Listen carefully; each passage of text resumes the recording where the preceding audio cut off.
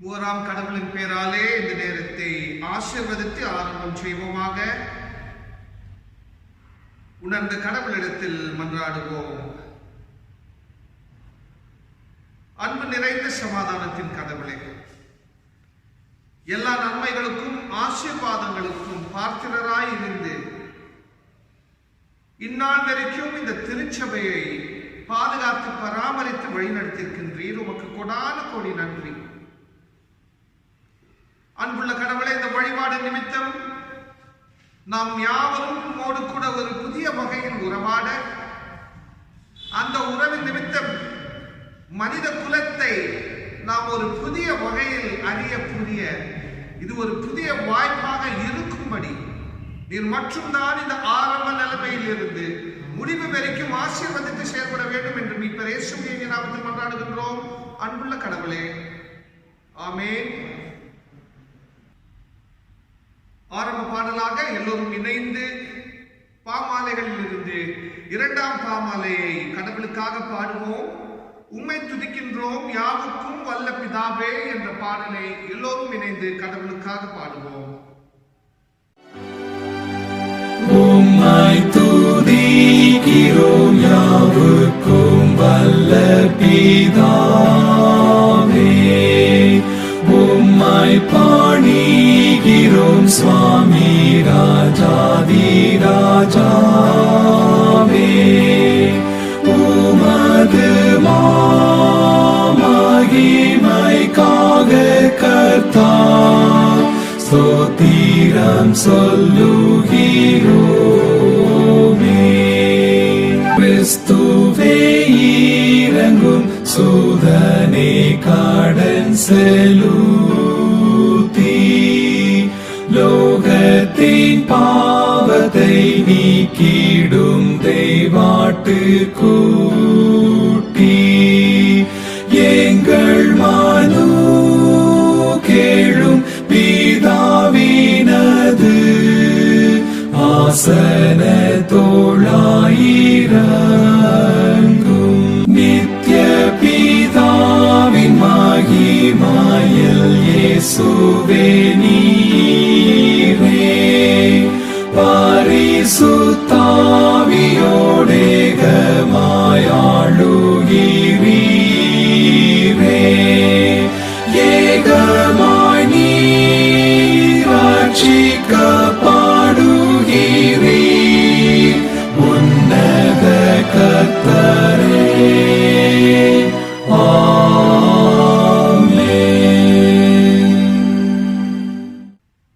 உணர்ந்த கடவுளை வழிபடுவோம். இரண்டாம் ஆராதனை முறை. கடவுள் ஆவியாய் இருக்கிறார். அவரை தொழுது கொள்கின்றவர்கள் ஆவியோடும் உண்மையோடும் அவரை தொழுது கொள்ள வேண்டும். நம்முடைய பிதாவாகிய கடவுளாலும் கர்த்தராகிய இயேசு கிறிஸ்துவினாலும் உங்களுக்கு கிருபையும் சமாதானம் உண்டாவதாக. இது கர்த்தர் உண்டு பண்ணின நாள், இதில் கை கூர்ந்து மகிழ கடவோம். ஆண்டவரே, எங்கள் உதடுகளை திறந்தருளும். அப்பொழுது எங்கள் வாய் உம்முடைய புகழை அறிவிக்கும். பிதாவுக்கும் குமாரனுக்கும் பரிசுத்த ஆவியுக்கும் மகிமை உண்டாவதாக. ஆதியிலும் இப்பொழுதும் எப்பொழுதுமான சதா காலங்களிலும் மகிமை உண்டாவதாக. ஆமீன். மூவராம் கடவுளை போற்றுவோம். சேனைகளின் கடவுளாகிய கர்த்தரே, நீர் பரிசுத்தர் பரிசுத்தர் பரிசுத்தர். வானமும் பூமியும் இந்த மகிமையினால் நிறைந்திருக்கின்றன. உன்னதத்திலே ஓசன்னா. கர்த்தரின் நாமத்தினாலே வந்தவரும் வருகிறமானவர் ஸ்தோத்தரிக்கப்பட்டவர். உன்னதத்திலே ஓசன்னா. கடவுளே நீர் பரிசுத்தர். கடவுளே நீர் பரிசுத்தர். சர்வ வல்லவரே நீர் பரிசுத்தர். சர்வ வல்லவரே நீர் பரிசுத்தர். சாவாமையுடையவரே நீர் பரிசுத்தர். சாவாமை உடையவரே நீர் பரிசுத்தர். ஆண்டவரே, எங்களுக்காக சிலுவையில் அறையுண்ட எங்கள் மீட்பரே, எங்கள் மேல் கிருபையாயிரும்.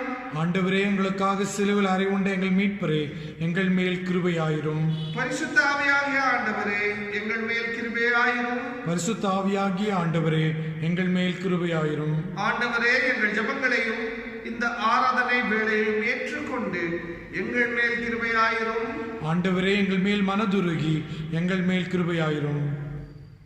கடவுளத்தில் மன்னிப்புக்காக ஏங்குவோம். நமக்கு பாவம் இல்லை என்போமானால் நம்மை நாமே வஞ்சிக்கிறவர்களாகவும் நமக்குள் உண்மை இல்லை.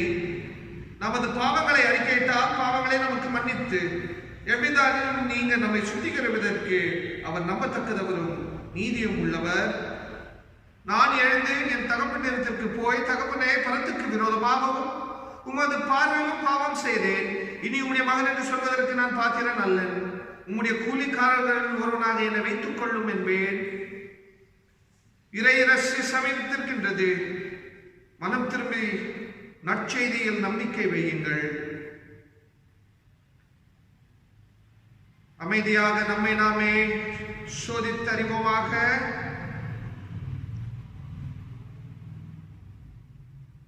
சர்வ வல்லமையுள்ள கடவுளிடத்தில் நாம் நமது பாவங்களை தாழ்மையோடு அறிக்கை செய்வோம்.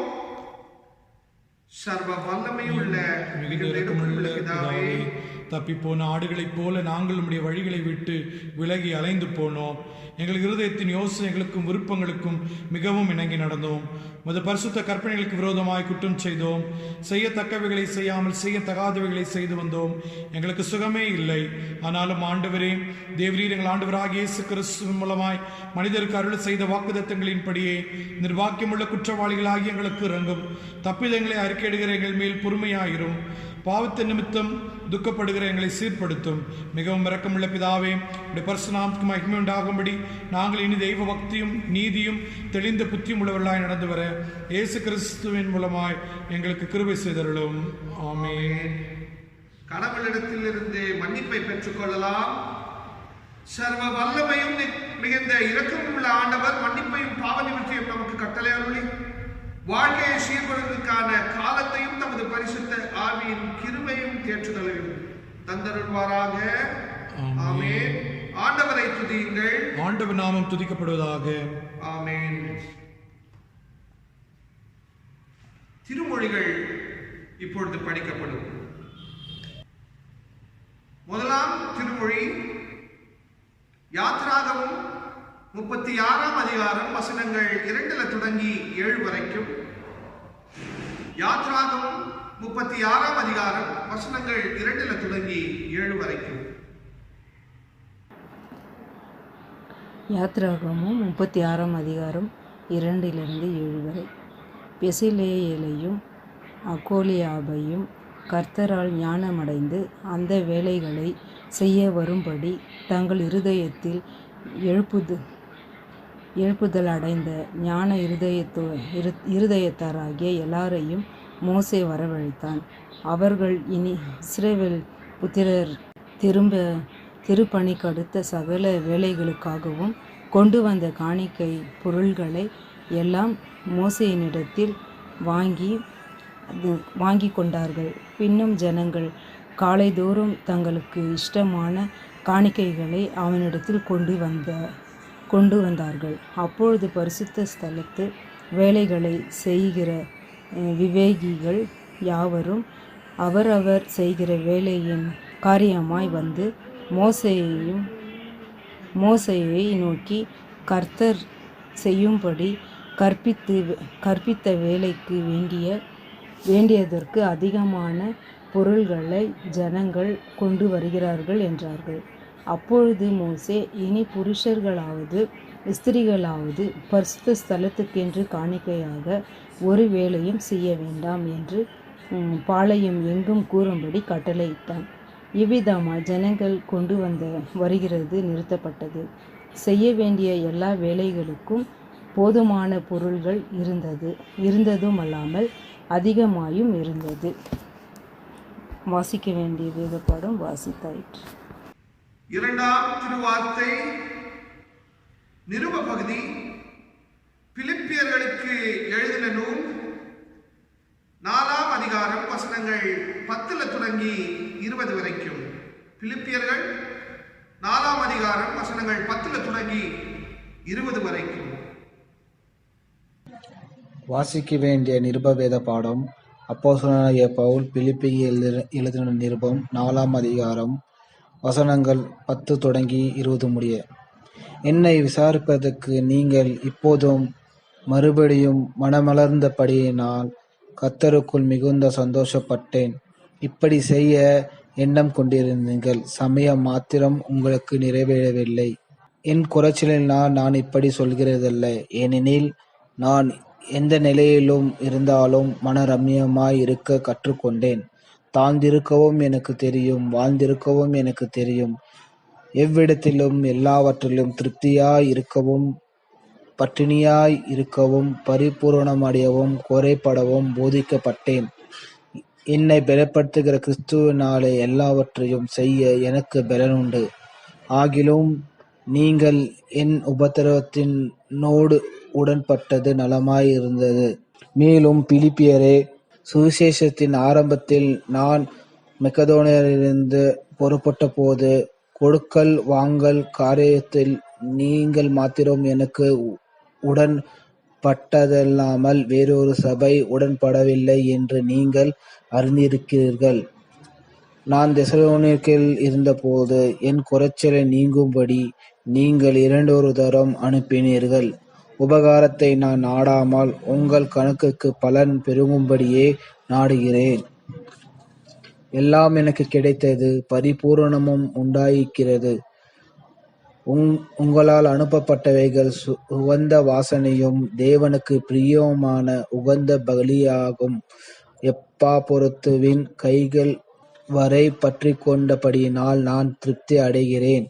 என் தேவன் தம்முடைய ஐசுவரியத்தின்படி உங்கள் குறைவைகளெல்லாம் கிறிஸ்து இயேசுவுக்குள் மகிமையில் நிறைவாக்குவார்.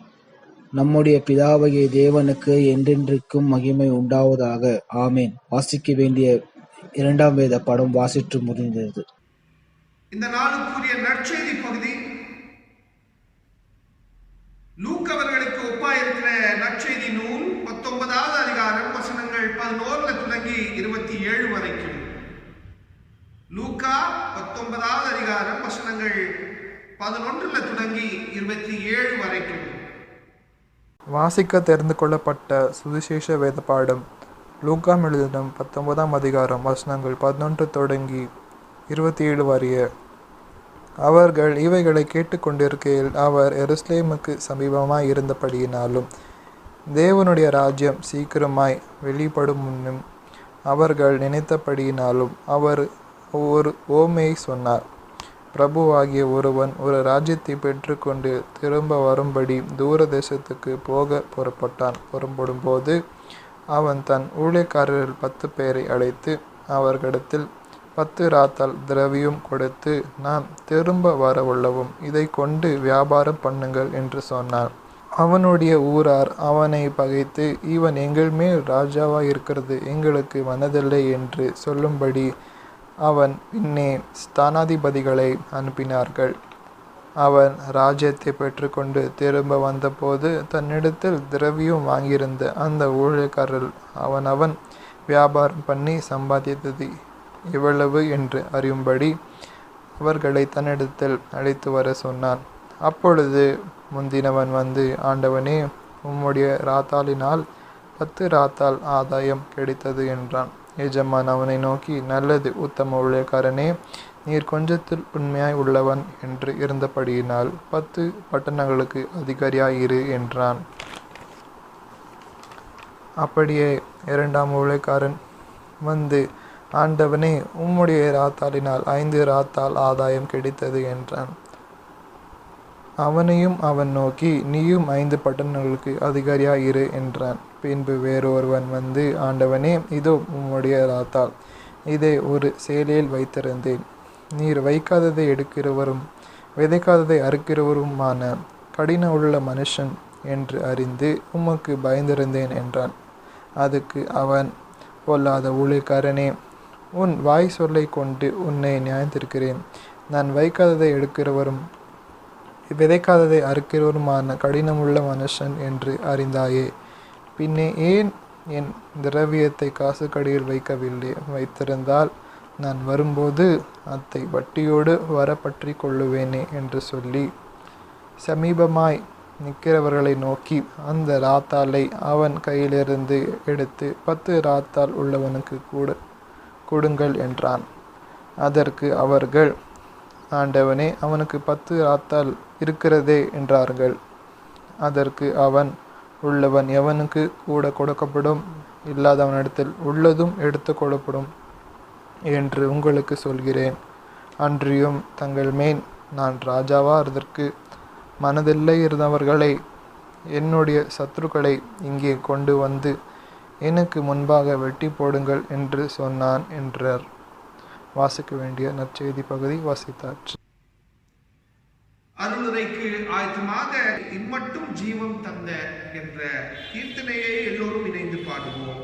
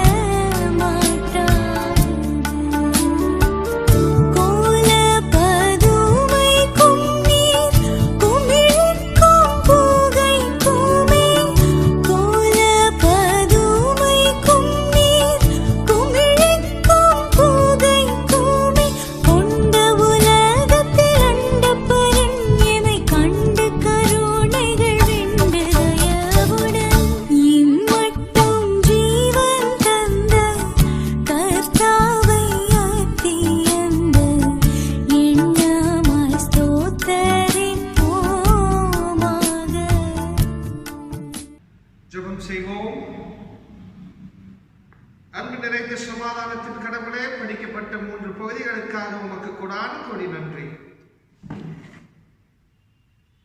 இந்த பகுதிகளுக்குள் அடங்கியிருக்கின்ற உங்களுடைய தூய நியாயத்தை, ஞானத்தை அறிய புரிய இது ஒரு புதிய வாய்ப்பாக இருக்கும்படி கிருபை செய்யுங்கள்.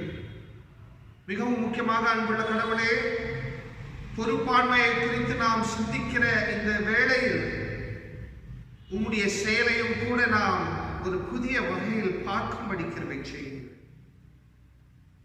மீட்பர் இயேசுவுடைய நாமத்தினால் மன்றாடுகின்றோம். ஆமென். பிரியமானவர்களே, இன்றைக்கு நமக்கு கொடுக்கப்பட்டிருக்கின்ற தலைப்பு என்னவென்றால் பொறுப்பாண்மை, அதாவது வெளிப்படைத்தன்மை மற்றும் கணக்காண்மை கொண்ட பொறுப்பாண்மை. பொறுப்பை குறித்து நாம் சிந்திக்கிற ஒரு ஞாயிறாக இது இருக்கின்றது. பொறுப்பு என்பது மனிதர்கள் போல் முழு இயற்கைக்குள் அடங்கியிருக்கின்ற ஒரு மேன்மையான காரியம் மற்றும் மேன்மையான ஒரு பொருள்.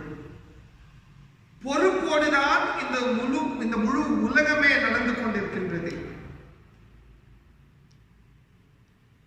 ஒரு புறத்தில் பொறுப்பு என்பது மிக முக்கியமான ஒரு கருத்தாக இருந்தாலும்,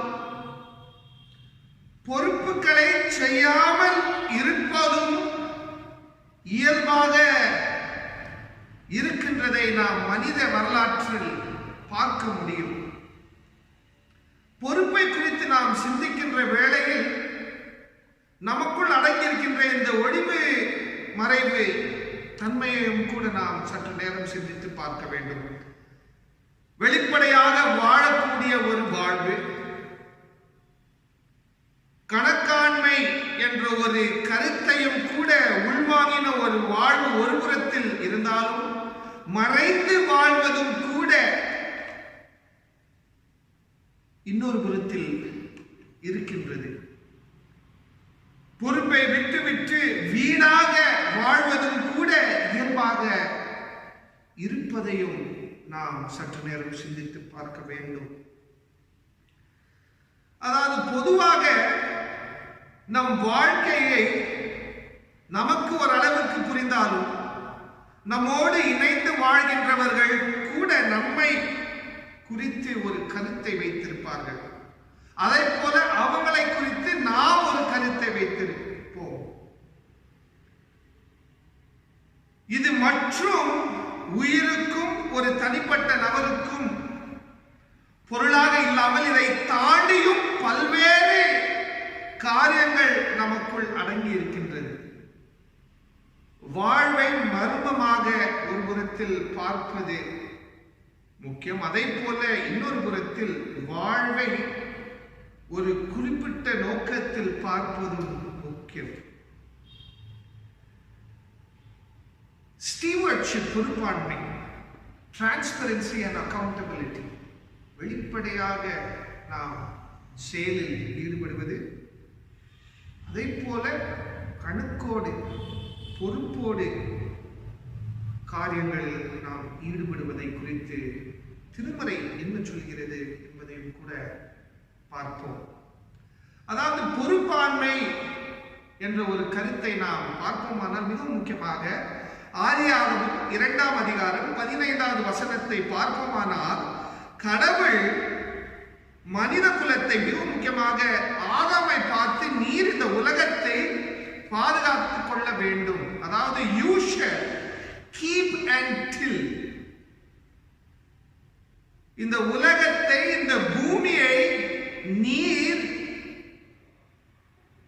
கவனமாக பார்க்க வேண்டும், இந்த பூமியில் நீர் பல வகையில் ஈடுபட வேண்டும் என்ற ஒரு காரியம். இந்த ஒரு வசனம் பொறுப்பாண்மைக்கு அடித்தளமாக இருக்கிறதை நாம் ஏற்றுக்கொள்ள வேண்டும். ஏனெனில் பொதுவாக நம் வாழ்க்கையில் பார்ப்போமானால் இந்த நெகத்தை நம்ம கட் பண்ற ஒரு காரியம், முகத்தை நன்றாக வைத்துக் கொள்வது இன்னொரு காரியம், அதை போல சுற்றுச்சூழலை ஒரு வகையாக வைத்துக் கொள்வது இன்னொரு காரியம்.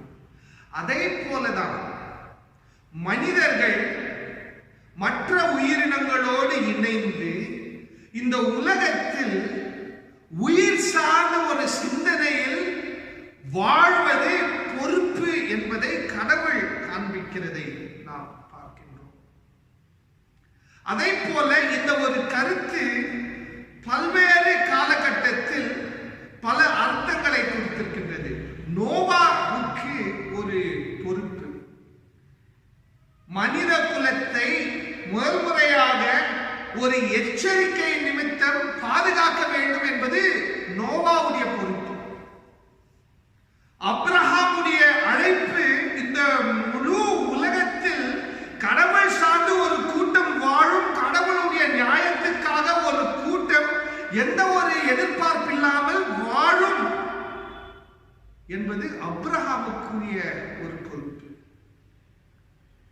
டெபோராவுக்கு ஒரு பொறுப்பு, யாயேலுக்கு ஒரு பொறுப்பு, எஸ்தருக்கு ஒரு பொறுப்பு, வஷ்டிக்கு இன்னொரு பொறுப்பு, மரியாளுக்கு ஒரு பொறுப்பு, மிரியமுக்கு ஒரு பொறுப்பு, தீர்க்கதரிசிகளுக்கு ஒரு பொறுப்பு, ராஜாக்களுக்கு ஒரு பொறுப்பு, நியாயாதிபதிகளுக்கு ஒரு பொறுப்பு. பொறுப்போடு வாழ்வது பல காலகட்டத்தில் பல வகையில் மிகவும் முக்கியம் என்பதை தான் இந்த புத்தகம் நமக்கு கற்றுக் கொடுக்கின்றது.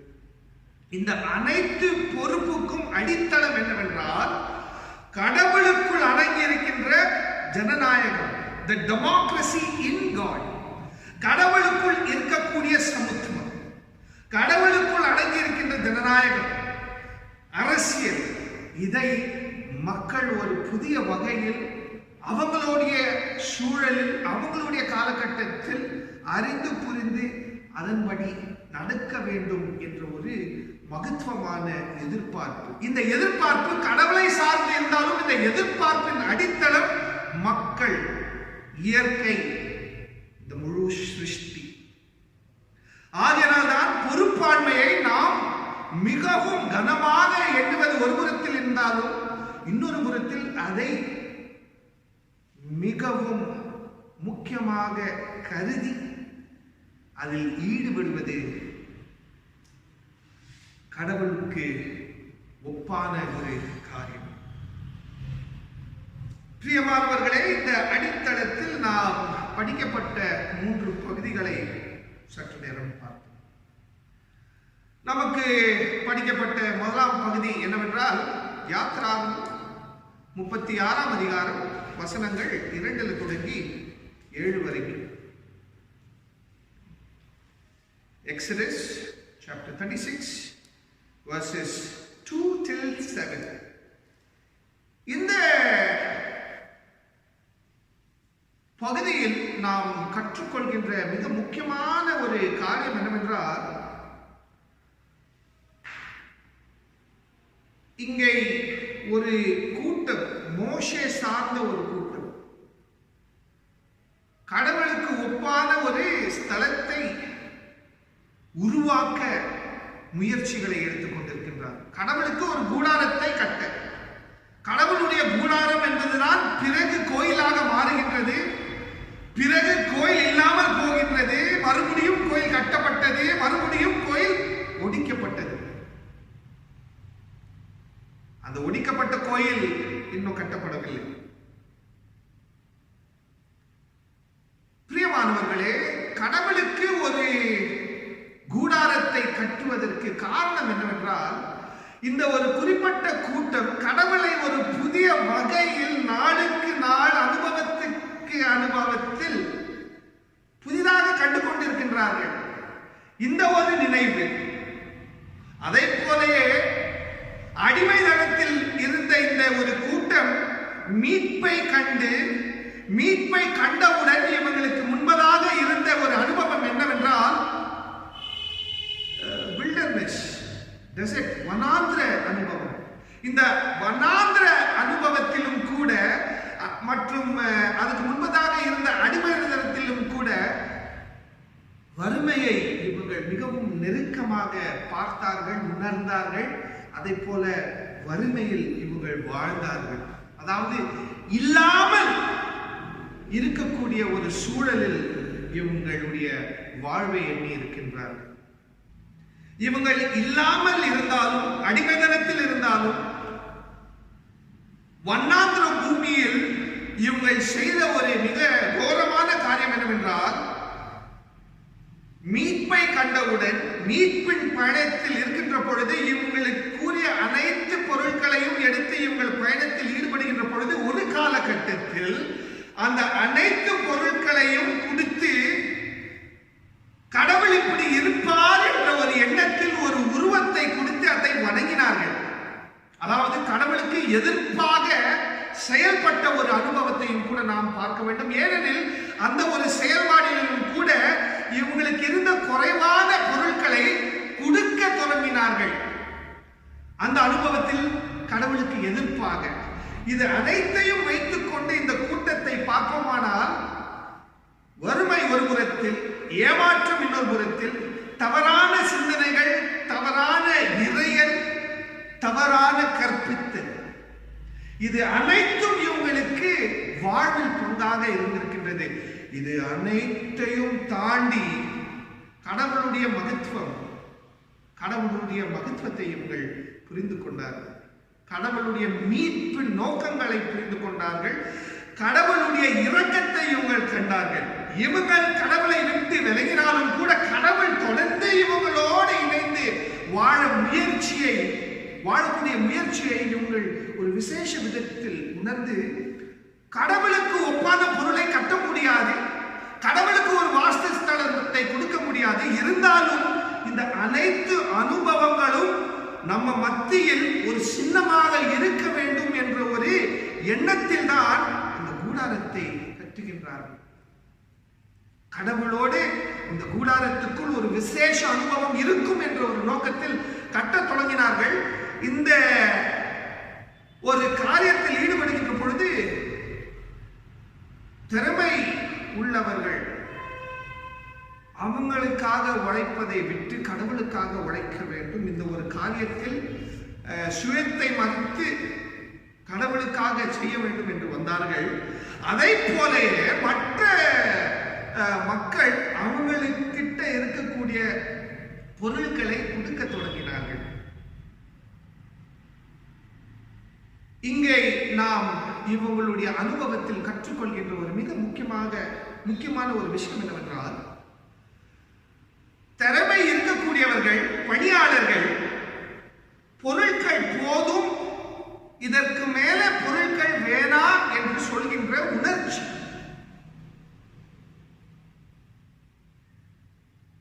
மோசேவும் மற்றும் மற்ற பொறுப்பில் இருக்கக்கூடியவர்கள், உழைப்பாளிகள் இணைந்து மக்களிடத்தில் போதும் என்று சொன்னார்கள். அதாவது இந்த அனைத்து அனுபவத்தின் நிமித்தம் இவங்கள் வாழ்க்கையில் பொருள் சார்ந்த சிந்தனையில் போதும் என்று சொல்ல கற்றுக்கொண்ட ஒரு கூட்டம். நாமும் அப்படி இருப்பது மிகவும் முக்கியம். பிரியமானவர்களே, நாம் வாழ்கின்ற வாழ்க்கை, நம்முடைய திருச்சபை, அதை பொதுவாக பார்ப்போமானால் திருச்சபை என்று வந்துவிட்டால் இன்னும் வேணும் என்ற ஒரு எதிர்பார்ப்பு தான். திருச்சபை அனுபவத்தில் அப்படி, குடும்ப அனுபவத்திலும் கூட இது போதும், இதுக்கு மேல வேணும்.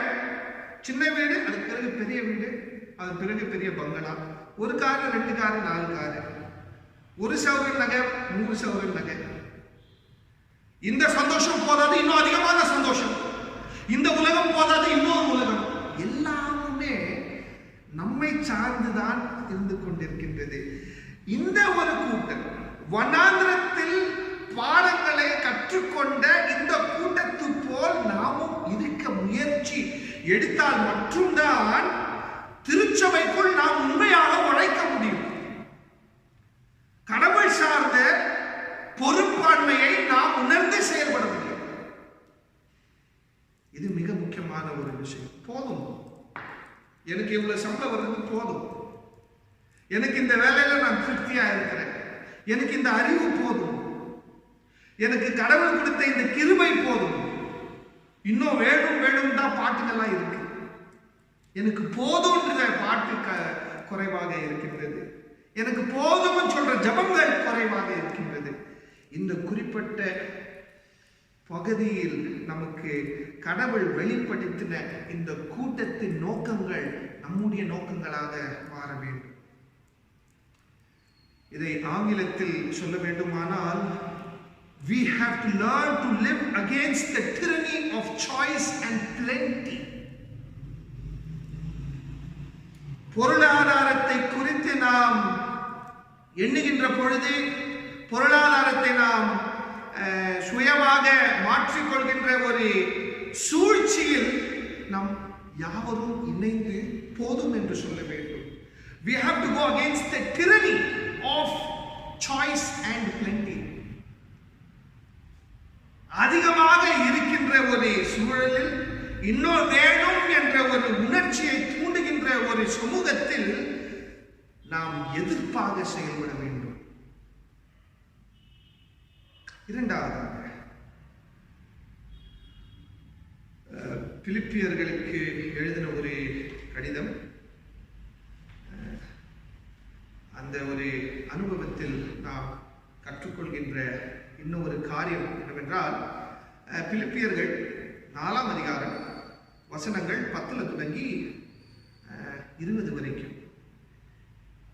இதுல கூட பாத்தீங்கன்னா பவுல் அவர்கள் சொல்கின்ற மிக முக்கியமான ஒரு அனுபவம். நான் செழிப்பிலும் வாழ்ந்திருக்கின்றேன், குறைவாக இருக்கின்ற பொழுதும் கூட நான் வாழ்ந்திருக்கின்றேன், ஏனெனில் என்னுடைய அடித்தளம் என்னுடைய வாழ்வுக்கு ஆதாரம் கிறிஸ்து மட்டும்தான். இல்லாமல் இருக்கக்கூடிய ஒரு நிலைமையிலும் எனக்கு கிறிஸ்து தான் முக்கியம். இருக்கிற ஒரு அனுபவத்திலும் கூட கிறிஸ்து தான் முக்கியம்.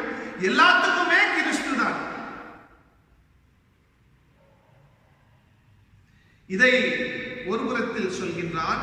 இன்னொரு புறத்தில் அதே பவுல் சொல்கின்ற இன்னும் மிக முக்கியமான விஷயம் என்னவென்றால், இந்த குறிப்பிட்ட ஆலயம், இந்த குறிப்பிட்ட திருச்சபை, இந்த குறிப்பிட்ட கூட்டம் பவுலுக்கு தேவையாக இருக்கின்ற பொழுது இந்த ஒரு திருச்சபை மட்டும்தான் செயல்பட்டிருக்கின்றது. மற்ற திருச்சபைகள் கூட செய்தது, பவுலுடைய ஊழியத்துக்காக கொடுத்தது. ஆனால் அந்த காலகட்டத்தில் தேவை என்ற ஒரு நிலைமையில் உதவி செய்த திருச்சபை இந்த திருச்சபை. ஆனால் இந்த திருச்சபையின் வரலாற்றை நாம் கவனமாக பார்ப்போமானால், இந்த திருச்சபையின் அனுபவத்தை பார்ப்போமானால், இந்த திருச்சபை ஏழ்மைக்குள் இருந்தது. ஏழை மக்கள் சார்ந்த ஒரு திருச்சபையாக இருந்தது.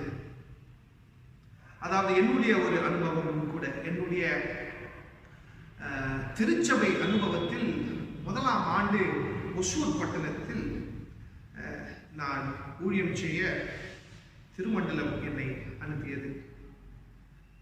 ஜூசுவாடி என்ற ஒரு இடம். அந்த ஜூசுவாடியில் ஜெய்பீம் நகர் என்ற ஒரு இடம்.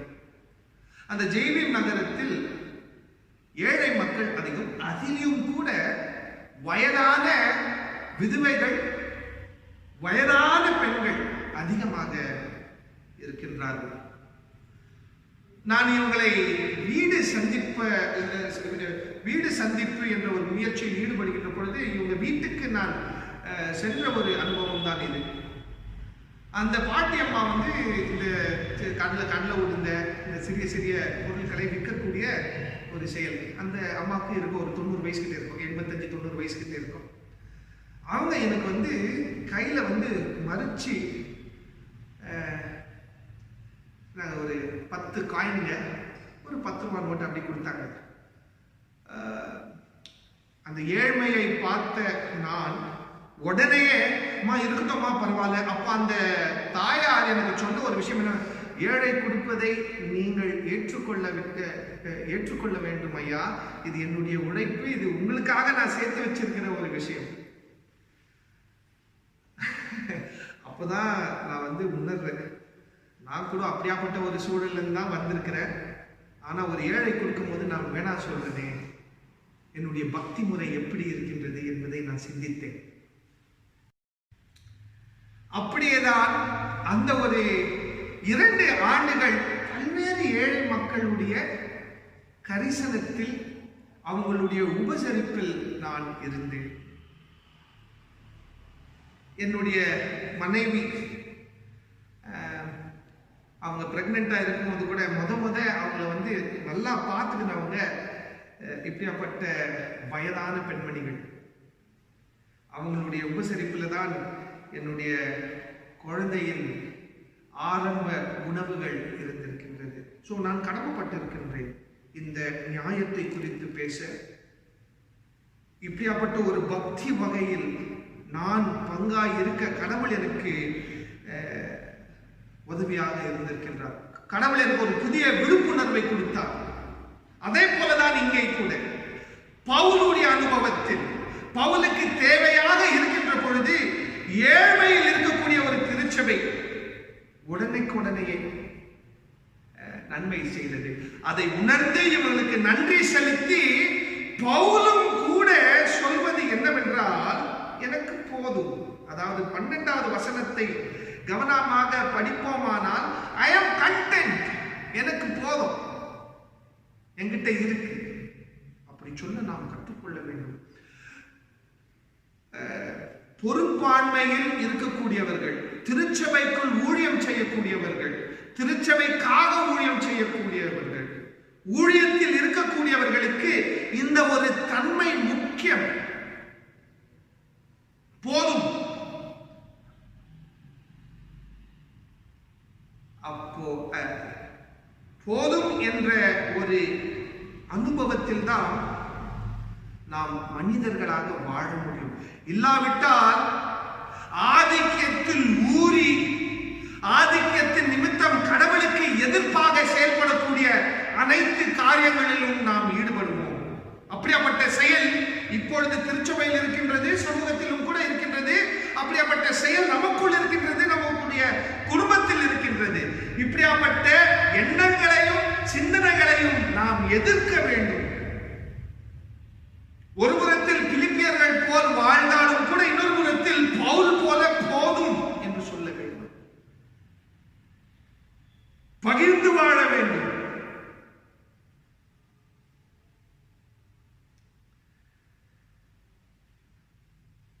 சீடத்துவத்தின் மிக முக்கியமான ஒரு அடித்தளம் பொறுப்பாண்மை. அந்த பொறுப்பாண்மை இப்படியாப்பட்ட உணர்ச்சிகளோடு நிரம்பி இருப்பது கடவுளுடைய எண்ணம், கடவுளுடைய எதிர்பார்ப்பு. கடைசியாக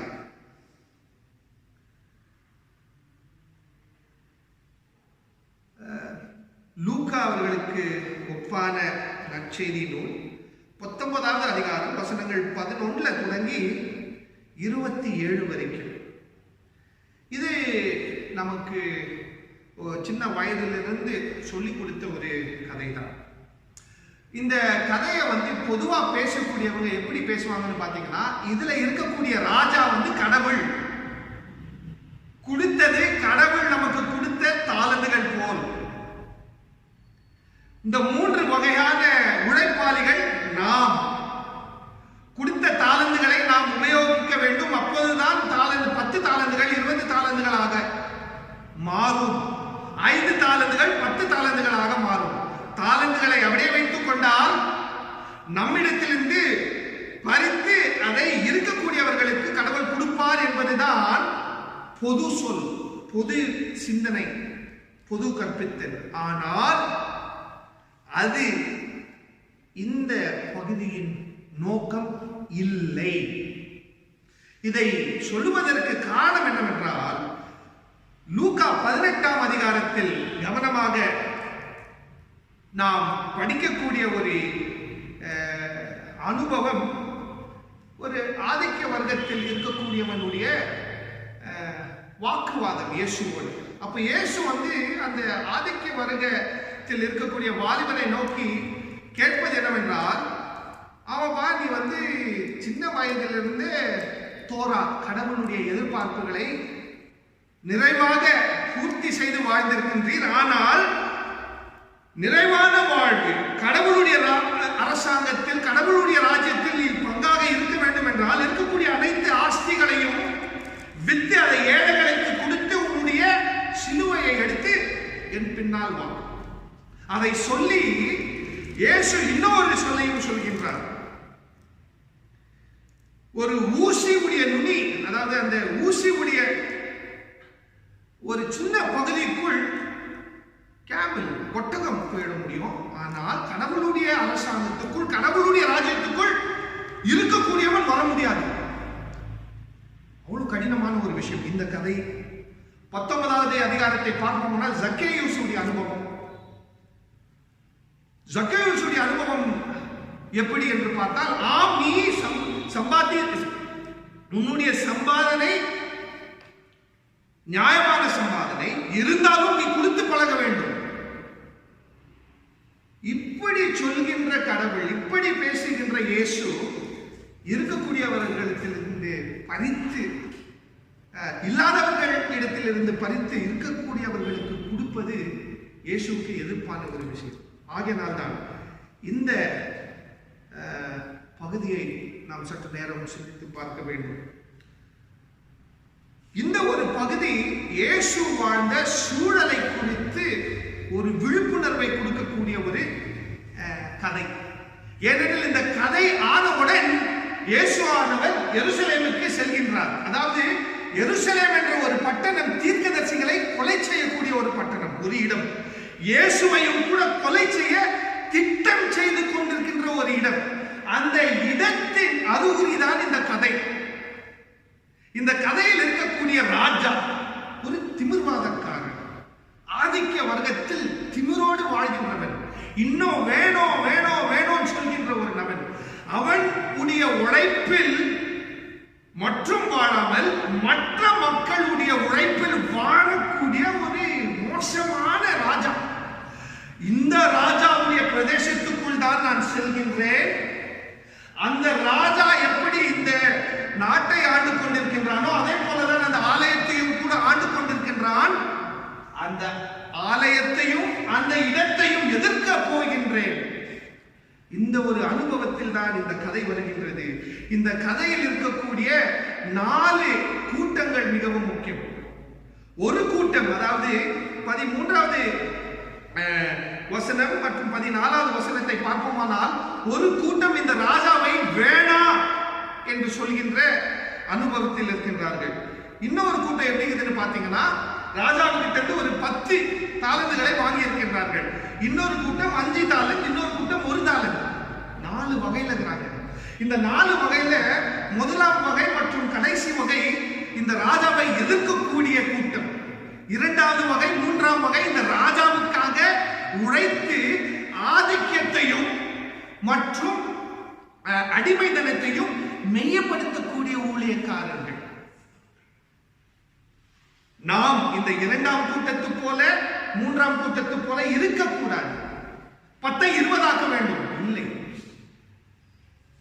இந்த கடைசி நம்மளுடைய செயல் மிக மகத்துவமான செயல். ஏனெனில் கொடுத்த ஒரே பொருளை அப்படியே வைத்துக் கொண்டு, ஐயா என்னங்க, அதாவது அவர் சொல்லி காட்டுற ஒரு விஷயம் என்னவென்றால், நீ ஒரு மிக மோசமான முதலாளி, நீ இருக்கிறபடியே ஆசைப்படுறவ ஒரு புறத்தில், அதே போல உன்னுடைய தேவைக்கு அளவே இல்லை, அதுக்கெல்லாம் நான் செயல்பட முடியாது, நான் எடுத்துக்கோ. இந்த கடைசி நம்மளுடைய செயல் இயேசுடைய திட்டத்தை நிறைவேற்கின்ற ஒரு செயல். இப்படியாப்பட்ட ஒரு செயலில் தான் நான் ஈடுபட போகின்றேன் என்று இயேசு சொல்கின்றார். அதாவது பொறுப்பாண்மை என்பது ஒரு துணிச்சல் நிறைந்த ஒரு அனுபவம். பொறுப்பாண்மைக்குள் ஒரு எதிர்ப்பு இருக்கின்றது. இந்த எதிர்ப்புடைய அடித்தளங்கள் கடவுளுடைய அரசாங்கம், கடவுளுடைய நியாயம், கடவுளுடைய சமாதானம், கடவுளுடைய அன்பு. திருச்சபையில் பொறுப்பில் இருக்கக்கூடியவர்கள் கடவுளுடைய அன்பையும் நியாயத்தையும் வெளிப்படுத்த வேண்டும். பிரியமானவர்களே, சிந்திப்போம். பிரியமானவர்களே, சிந்தித்து செயல்படுவோம். பொறுப்பாண்மையை எதிர்பார்த்துக் கொண்டிருக்கின்ற இந்த ஆலயம் இந்த கருத்துக்களை சற்று நேரம் எண்ணி பார்ப்பது மிகவும் முக்கியம். கடவுள் மட்டும்தான் இந்த செயலில் உங்களுக்கு உதவியாக இருப்பாராக. ஜெபம் செய்வோம். அன்பு நிறைந்த சமாதானத்தின் கடவுளே, இந்த பகுதிகளுக்காக உமக்கு கொடான கோடி நன்றி.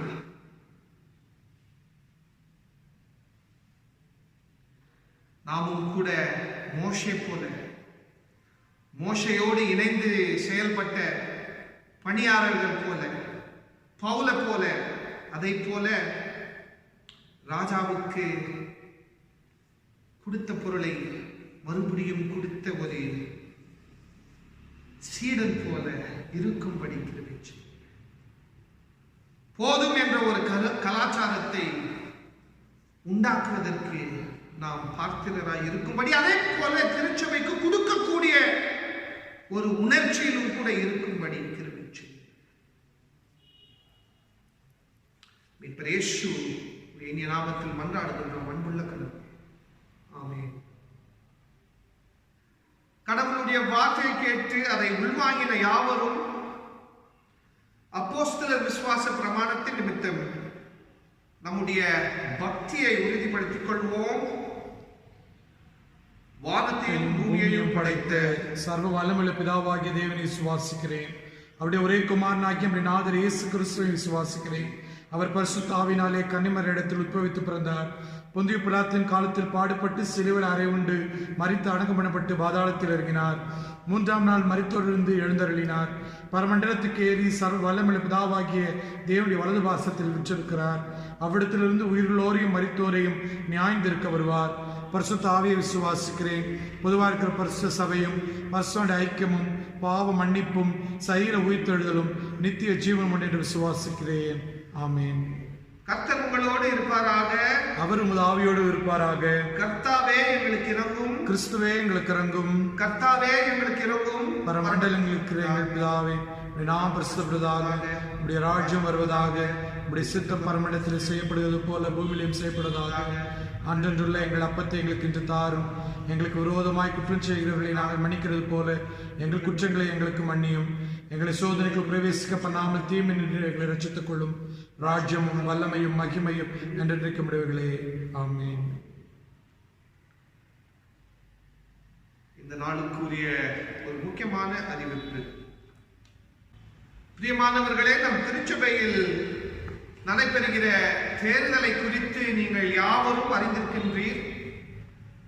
இன்றைய நாள், அதாவது ஜூலை மாதம் 4ஆம் தேதி ஞாயிற்றுக்கிழமை காலை 7 மணியிலிருந்து 2 மணி வரைக்கும் உங்களுடைய முக்கியமான வாக்குப்பதிவை இந்த நேரத்துக்குள்ளாக வந்து செலுத்தும்படி கேட்டுக்கொள்கின்றேன்.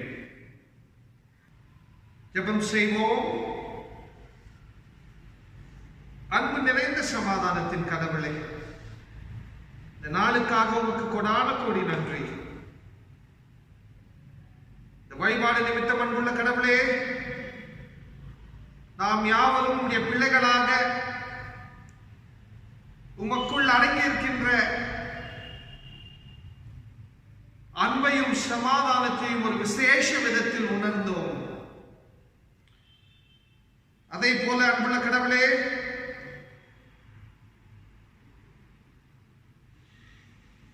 நீர் எண்ணின காரியங்கள் நாம் யாவரும் உணர்ந்து அதை உம்முடைய இந்த ஆலயத்துக்குள் செய்வது எவ்வளவு முக்கியம் என்று அறிந்தோம், புரிந்தோம். அதை போல அதை உள்வாங்கினோம். அன்புள்ள கடவுளே, கற்றுக்கொண்ட இந்த புதிய அர்த்தங்களையும் கற்றுக்கொண்ட இந்த புதிய உணர்ச்சிகளையும் நாம் கை கொண்டு அதை இந்த உலகத்தில் உங்களுடைய சீடர்களாக வாழ்கின்ற பொழுது அதை பிரதிபலிக்க, அதை சார்ந்து நாம் வாழ நம்மோடு கூட நீர் மட்டும்தான் இசைந்திருந்து வழிநடத்த வேண்டும். அன்புள்ள கடவுளே, இந்த நேரத்தில் மிகவும் முக்கியமாக திருச்சபையின் தேர்தலுக்காக நன்றியை படைக்கின்றோம். இந்த தேர்தல் என்பது சாந்தமாக, நியாயமாக நடுக்க நீர் மட்டும்தான் உதவியாக இருக்க வேண்டும். அதை போல அன்புள்ள கடவுளே, கிறிஸ்து ரட்சகர் என்ற இந்த குடும்பம் தொடர்ந்து உம்முடைய அன்புக்குள் சமாதானத்திற்குள் கைகூற நீர் மட்டும்தான் நமக்குள், நம்ம மத்தியில், நமக்கு முன்பதாக இருந்து எல்லா விதத்திலும் ஆசீர்வதித்து வழிநடத்த வேண்டும் என்று மன்றாடுகின்றோம். இந்த நேரத்திலும் கூட அன்புள்ள கடவுளே, நம்முடைய திருச்சபையில் பங்காக இருந்த அஹிமாஸ் ஐயாவுடைய வாழ்வுக்காக நன்றியை படைக்கின்றோம். ஒரு இழப்பை உணர்ந்திருக்கின்ற குடும்பத்தை உடைய பாதத்தில் வைக்கின்றோம். நீர் மட்டும்தான் இந்த உலகம் கொடுக்க முடியாத அன்பையும் சமாதானத்தையும் இந்த குறிப்பிட்ட குடும்பத்திற்கு கொடுத்து இவங்களை ஆசீர்வதித்து எதிர்காலத்தின் கடவுளாக செயல்பட வேண்டும் என்று மன்றாடுகின்றோம். அதை போல அன்புள்ள கடவுளே, பல குடும்பங்கள் ஆரோக்கியத்தை எழுந்து நீர் ஆசீர்வதித்த ஆரோக்கியத்திற்காக ஏங்கிக் கொண்டிருக்கின்றார்கள்.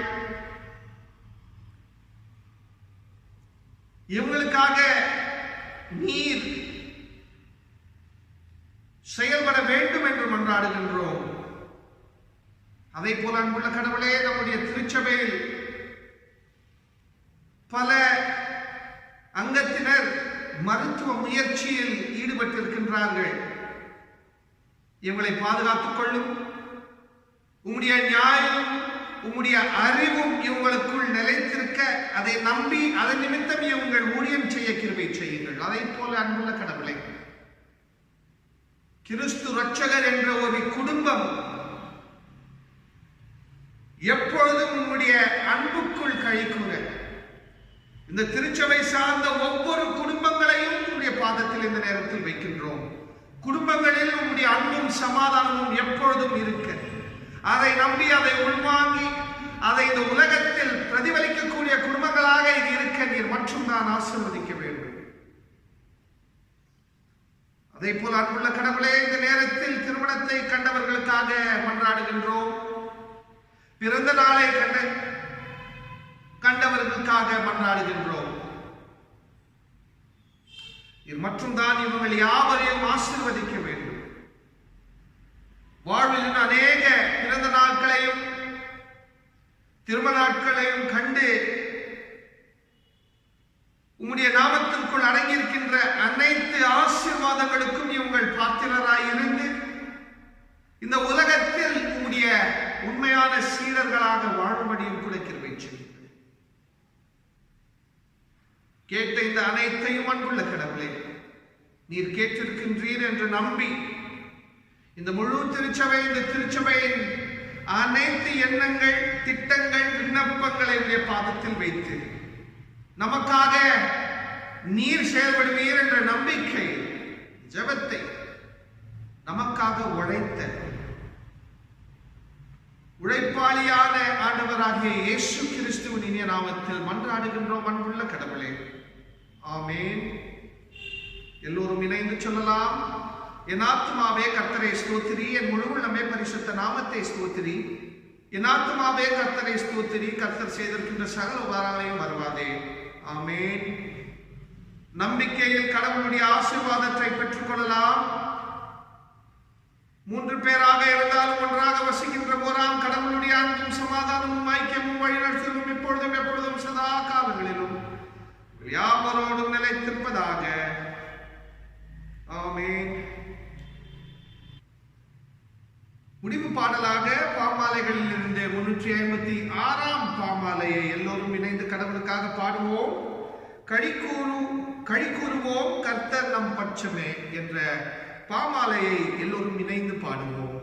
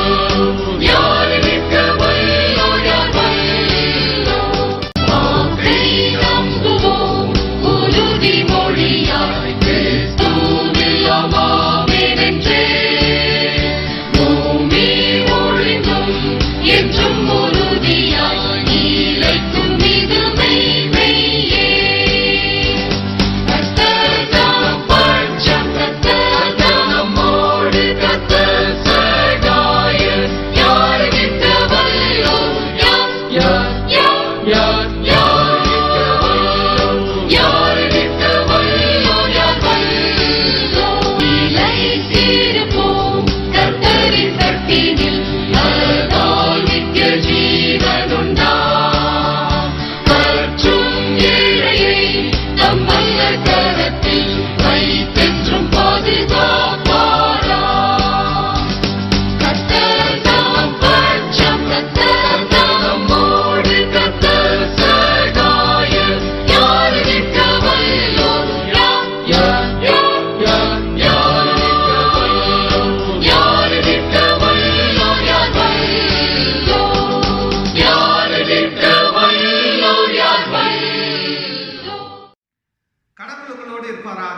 அவர் தமது ஆவியோர் கூட இருப்பாராக. கடவுளுடைய சமாதானத்தோடு எல்லோரும் கழி கூர்ந்து இந்த உலகத்தில் வாழுங்கள்.